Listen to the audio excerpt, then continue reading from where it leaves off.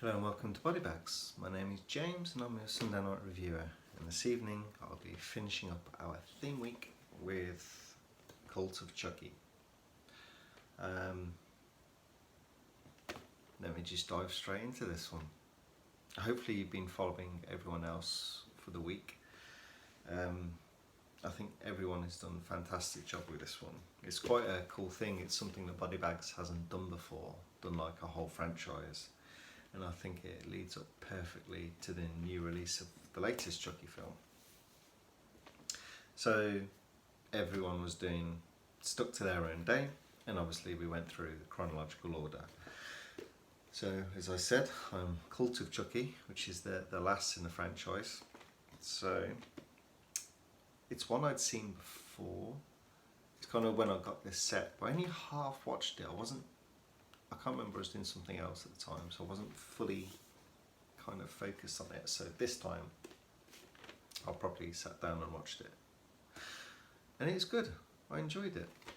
I mean, we start off the film, we have Andy as an adult, and you have Chucky in Andy's safe as a head. A bit of a role reversal. So Chucky is just a head and he's stuck. And he's basically held captive and tortured by Andy. So it's quite interesting. And that's just a snippet into the start of the film. And then we jump into the actual films, gets going. So we continue with Nika, who was in Curse of Chucky. So in real life, this is Brad Dourif's daughter. She looks a lot like him when she does certain faces. She has the intense look of her father. It's pretty cool to see, yeah, and it's especially with him voicing Chucky. I mean, I've not seen the new one. I'd say it's a bit of a shame that he's not in that, but then I know it's like Mark Hamill, and he does a lot of voice work and heard a lot of good things. I will be picking that up when it comes out. But we're talking about Cult of Chucky. So yeah, she's in a psychiatric ward, psychiatric hospital. Like she was in like maximum security, and she's just been dropped down to like medium security prison. So I guess there's like interactions with different patients and things like that, and you have nurses on board. So this is kind of how we go with this one. We have some like group therapies, and she is there with several other of the inmates, patients, and there's a doctor who's leading this, these, what would you call it? Yeah, these group sessions. Yeah, he's leading them. Somehow he's able to do all the sessions with everyone mixed together all in one. But yeah, anyway, that's how it goes. In one of the sessions, he brings in the good guy doll as some good therapy for everyone. And actually another good guy doll appears not long after, supplied by Jennifer Tilly. Yeah, she comes back into it as a character from a previous, was it Valentine or something? Can't remember her name, but yeah, so we get a couple of good guy dolls in it. And yeah, there's a line that Brad Dourif's daughter, Nika, says in the film about being a cuckoo's nest. And I quite like that. It's like a bit of a nod, I think, a subtle nod to her father being in One Flew Over the Cuckoo's Nest, the famous 70s film set in a psychiatric hospital. So I think that was slipped in there. But anyway, as you expect, the group fodder in this film, and the doctor is like, you know that they're going to get picked off one by one, and it's that's what happens. Everyone's just picked off, and yeah, we have our doctor. You know he's going to be a sleazy doctor. Turns out to be a bit of a sleazy screw up himself. Kind of like it's pretty generic writing with these characters. I'm not to say it's bad or anything like that. It's just a little basic. Yeah, there's nothing like wow.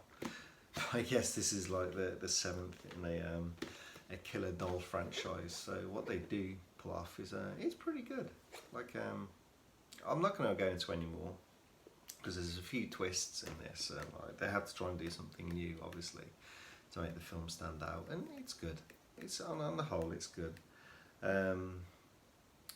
Speaking away from like the story and that, like looking at Chucky, he's like animatronic and puppetry.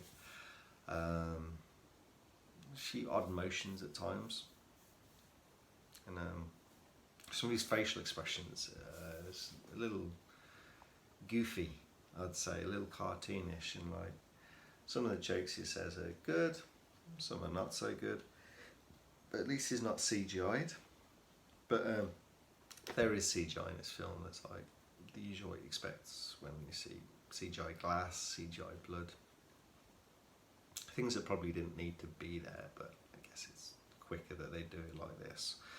Not sure of the budget constraints in this film, but yeah, it's always cheap and quick to do it CGI. But I'm glad that Chucky was kind of, he was left alone to be himself. And the gore in this thing, it's good. Yeah, I watched, on this you have the rated and the unrated version. No brainer, I went for the unrated, and there's some really good gore, some like good guts, and like people being like slashed open, some head stomps, just general blood, and yeah, it was enjoyable. It was a lot of fun. Yeah, it kind of like, as it got towards the end, you got a lot more gore going on. So yeah, it was a nice crescendo at the end. It was good. Slight spoiler, I guess. Yeah. Well, we know that Nika, she's in a wheelchair. There's a little bit of possession that goes on towards the end of the film. Okay, big spoiler there, I guess. And she gets up and walks. Now, the problem with this, I think, is that it's a physical abnormality. So why would possessing the person, overtaking their soul, why would that make them be able to walk? Because she walks afterwards. It's like, yeah, that was a bit of a dodgy one. Other bits and pieces I kind of like let fly, but that one, it's like, that was just, yeah. I was gonna say take it out and lose realism. It's a killer fucking doll film. But anyway, nothing too deep with this one. It's like, it's just a fun ride, and it's actually, to be the 7th movie in a franchise of a killer doll film, as I said, and to be this good, you got to look at it in that context. It's surprisingly good, yeah, and it's a great set to have this, and yeah, I recommend picking this up. It's got like obviously all the 7 films of the franchise, not the new one because this came out before that was out, but that's me waffling on. Really enjoyed reviewing this, and very happy that we were able to do like a franchise show. There's not many like horror franchises where you have 7 films, and we only just squeeze this in kind of when you're looking at the physical media release. But it's been a lot of fun. Like I said, everyone's done some good reviews, and I'll actually in the next day or two going to go and watch through them all again, because I really enjoy listening to everyone's views on this. So I hope you enjoyed this week, and we get back to normal tomorrow with Corey. So thank you very much, and see you guys next Sunday. Good night.